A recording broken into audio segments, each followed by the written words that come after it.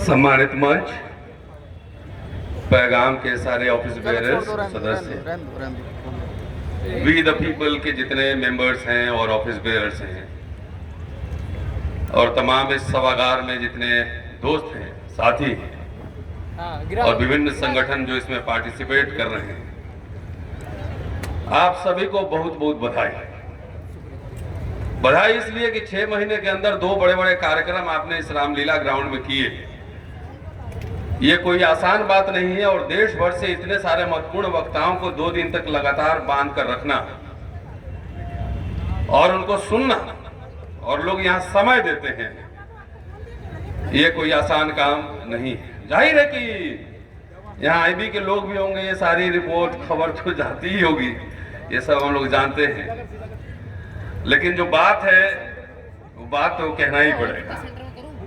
चाहे आईबी जाए, चाहे सीबीआई जाए, चाहे जहां भी जाए, जो सच्चाई है वो रखनी पड़ेगी बगैर किसी औपचारिकता के, क्योंकि बहुत सारे वक्ता हैं और मैं ज्यादा वक्त आप लोग का नहीं लेना चाहता।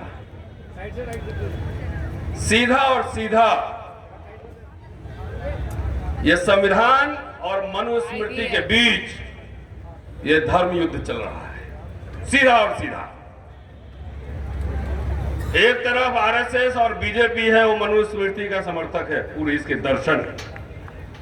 और मैं समझता हूं कि दूसरी तरफ जितने संगठन है और विपक्ष है उनको होना चाहिए। जनता लोग एकीकृत है, अब नेताओं की जिम्मेदारी है, पॉलिटिकल पार्टी की जिम्मेदारी है कि वो एक हो जाए, ना नुकुड़ छोड़े, नहीं तो आज मेरी बारी है, कल आपकी भी होगी।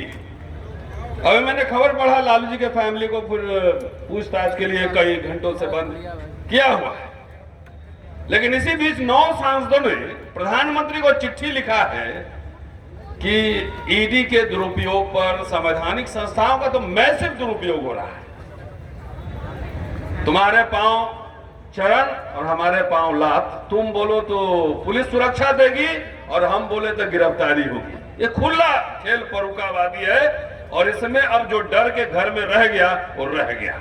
यहाँ पार की लड़ाई है, लड़ी जाएगी, चाहे गिरफ्तारी जितनी भी हो। तो लोगों ने कह दिया, हिमांशु जी मेरे साथ थे, सुप्रीम कोर्ट ने जुर्माना लगाया, बोले नहीं देंगे, जेल भेजना, भेजो। तो 2-4 करोड़ लोग बोलो चलो जेल ले चलो, जेल तुम्हारी कम पड़ जाएगी।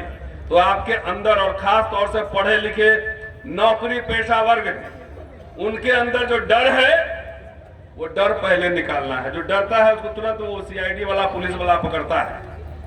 वो खीरा चोरी के आरोप में जेल भेजता है। हीरा चोर अभी लंदन घूम रहा है, वहां से बढ़िया बढ़िया फोटो भी डालता रहता है बीच बीच।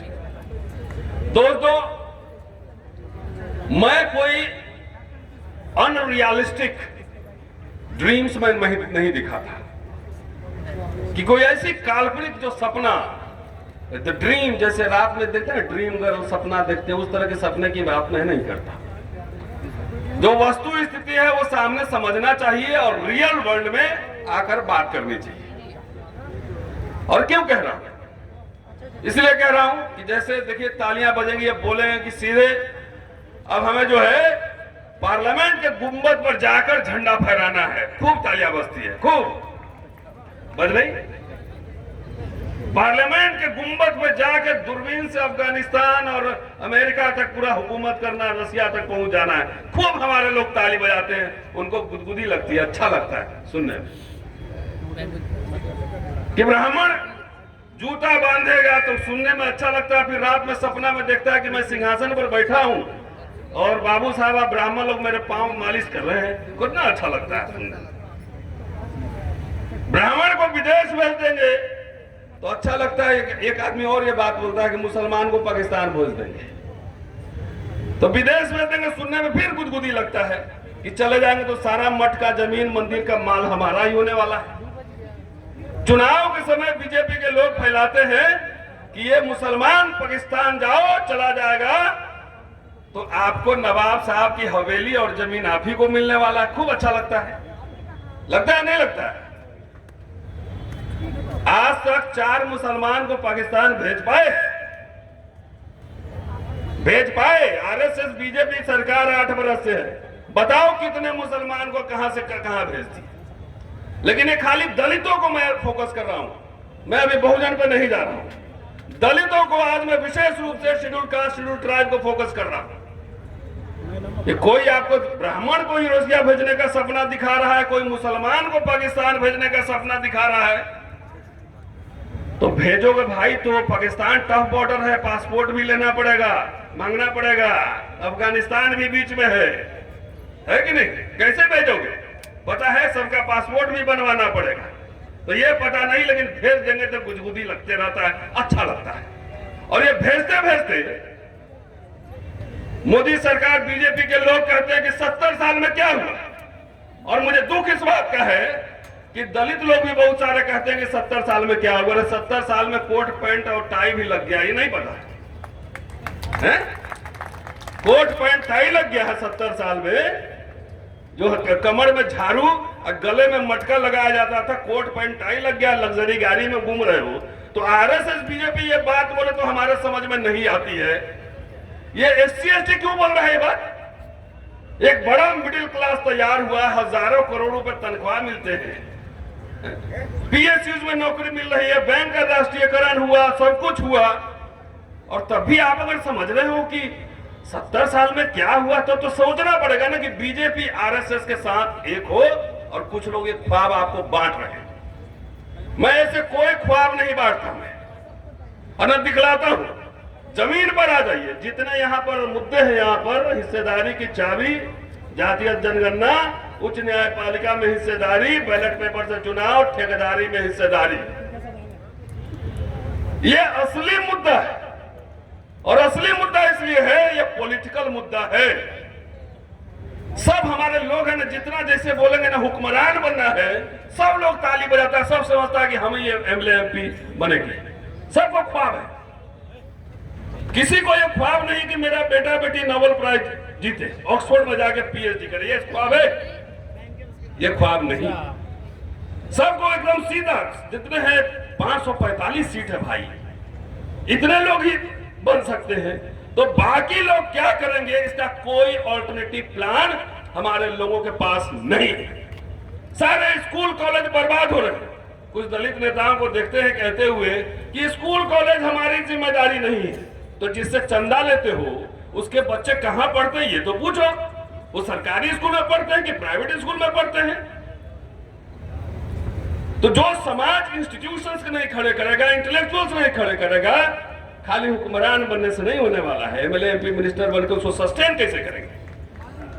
एक अंग्रेजी में इंडियन एक्सप्रेस में लिखने वाले टाइम्स ऑफ इंडिया में 4 हमारे लोग नहीं है। बताइए कहां चुन के बताइए, आपके लिए ओपिनियन मेकर कौन बना है, कौन बनेगा, ये सवाल है।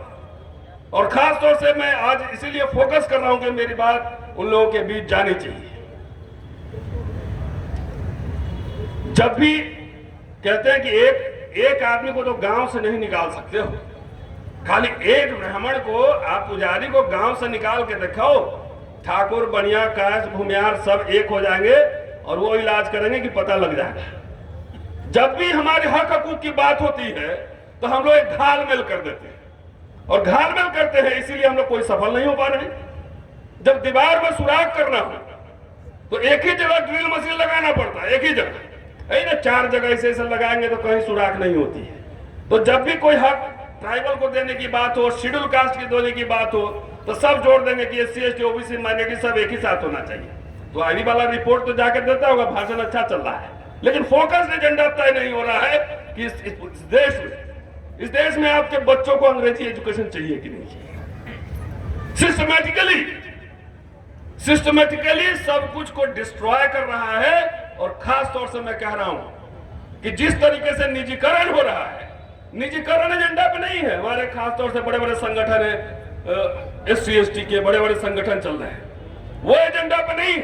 तो क्या एजेंडा पे है कि हम देश को जागृत कर रहे हैं, समाज आंदोलन चला रहे हैं।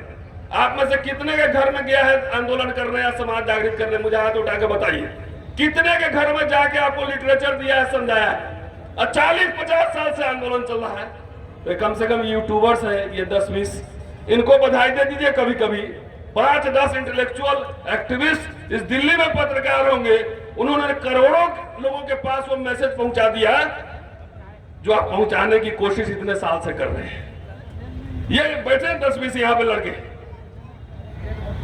प्रोफेशनल पत्रकार उस तरह से नहीं है जो हमें चाहिए, नहीं है। तो साथियों, मिशन चलाने के लिए एक रिसर्च टीम चाहिए। तो हमारे यहां जितने भाषण होते हैं पूरा उठाकर, खाली पॉलिटिकल नारेबाजी ज्यादा होती है, खूब पॉलिटिकल नारेबाजी, कोई अर्थशास्त्र पर चर्चा नहीं है, कोई चर्चा नहीं होती।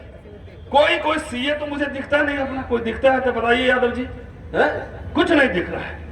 हमने उसको बनाया नहीं, बढ़िया वकील नहीं मिलते हैं, बढ़िया क्या बताएं। तो इसलिए जो नशा है सीधा और सीधा, ये जितने एजेंडा है ये पॉलिटिकल पार्टी ही पूरा कर सकती है, और पॉलिटिकल पार्टी तब पूरा कर सकती है जब आप में जज्बा और जुनून हो। 2 एग्जाम्पल दे रहा हूं, 3 एग्जाम्पल। 2 अप्रैल 18 SC/ST एक्ट पर भारत बंद, हमारे कुछ साथी शहीद हुए, अभी 2 अप्रैल आ रहा है। एक फोकस था प्रिवेंशन ऑफ एट्रोसिटीज एक्ट, दूसरा किसान भाइयों का आंदोलन, एक ही मुद्दा था। तीसरा रोस्टर का आंदोलन जो विश्वविद्यालयों से चला, एक ही मुद्दा था, उसी पे फोकस करके उसको कंसंट्रेट करके रखा गया। तो ये सारे मुद्दे हैं। अगर उत्तर प्रदेश में बीजेपी को कौन हरा सकता है? बीजेपी को हरा सकता है अखिलेश यादव की समाजवादी पार्टी और बहन जी की बहुजन समाज पार्टी, और अकेले दोनों भी नहीं हरा सकता है। और अभी गठबंधन भी कर ले तो भी नहीं हरा सकता है, क्योंकि पार्टियों का गठबंधन हो जाता है, कार्यकर्ताओं का गठबंधन नहीं होता है। तो इसीलिए हरा सकता है। तो दोनों के कार्यकर्ताओं का गठबंधन हम आपसे अपील करने आए हैं कि सरकार ने हमारे सारे अधिकार बेच दिए, सारे कुछ, इसको हराओ और समाज का गठबंधन करो, भूल जाओ बहुत सारी बातें, चलता रहता है। बिहार में कौन हरा सकता है? नीतीश कुमार और तेजस्वी लालू प्रसाद यादव की पार्टी राजद। बीच में जो है चम्मच छाप, खटिया छाप पार्टी सब चला जाता है इलेक्शन के समय। इस सबको सोचो ही कौन है? कोई हैदराबाद से आ गया, कोई महाराष्ट्र से आ गया, कोई कहीं से आ गया। तो ये समझिए हम जनता को एक करने आए हैं, पॉलिटिकल पार्टी को भी एक करने आए हैं कि अगर चारों डिमांड, मैं बधाई देना चाहता हूं अपने सारे साथियों को कि बड़ा चुन के आपने हिस्सेदारी की बात उठाई है, क्योंकि निजीकरण में आरक्षण गया। और एजेंडा एक और लाना होगा कि सरकार ने पिछले 8 साल में जितने बेचे हैं सरकारी संपत्तियां, उन सब का पुनः राष्ट्रीयकरण हो, ये सवाल लाना। अगर नहीं होगा तो ये जान लो सबसे ज्यादा SC/ST, उसके बाद OBC और उसके बाद माइनॉरिटी, सबका ये RSS बीजेपी सरकार सबका BP और शुगर ठीक कर देगा। सबका BP शुगर ठीक हो जाएगा, नौकरी रहेगा, काम नहीं रहेगा, जाके खेत में हल चलाओगे, दिन भर धूप में बैल चलाओगे, अपने आप खाना टाइम पे मिलेगा नहीं, BP शुगर रहेगा नहीं। तो आपको जो है जो कोट टाई पैंट जो पहना हुआ है ना, उसको पूरे उतारने की तैयारी चल रही है। मैं तो विभाग से बोल रहा हूँ क्या हो जाएगा? एक ही लाइफ है, कोई अमर होने आया नहीं है, कोई 70 साल जिएगा, कोई 80 साल जिएगा। लेकिन जब जंगल में आग लगी हो, जब सारे हक हकूक लूटे जा रहे हैं, सब कुछ बर्बाद हो रहा है, संवैधानिक संस्थाएं, अगर उस समय हमारे जैसे लोग अगर चुप रहे तो इतिहास जब लिखा जाएगा ना, तो लिखा जाएगा कि सब चुप्पा भगोड़ा था। तो मैं अपना नाम कम से कम, हम लोग कोई संगठन नहीं चलाते हैं, संगठन को चंदा उंदा नहीं लेते, इंडिपेंडेंट रिसर्चर है, इंडिपेंडेंट तरीके से काम करते हैं। और ये बोलना, लिखना, क्रिटिक डेवलप करना हमारा फर्ज काम है। इसलिए कम से कम जब इतिहास लिखा जाएगा तो यूट्यूब वाला भाई लोग जिंदा रखेगा मेरा वीडियो। 50 साल बाद ही मेरे वीडियोस देखे जाएगा कि रामलीला ग्राउंड में जाके सरकार को चुनौती दे रहे हैं। दोस्तों, सिर्फ ये आग्रह है कि हमारे यहां एक कहावत है कि इलेक्शन के दिन ही, गांव में चुनाव के दिन ही, अगर हम चुनाव लड़ रहे हैं, अब बचपन में आग तापते वक्त किसी को मजाक में जला दिए हो हल्का सा, तो चुनाव के दिन उसको याद आता है कि बचपन में जलाया हुआ है, इसलिए जो है उसको वोट नहीं देता है। और जरा ऊपर देखिए, ऊपर चाहे जैसे भी हो, वोट सब एक ही जगह देता है। आपस में भले 302 और 304 का मुकदमा चलता हो, लेकिन वोट वो एक ही जगह पड़ता है। इसलिए मनभेद और मतभेद दोनों उठाइए, आप एक होइए, नेता को हम लोग एक कर लेंगे। शुक्रिया, जय भीम।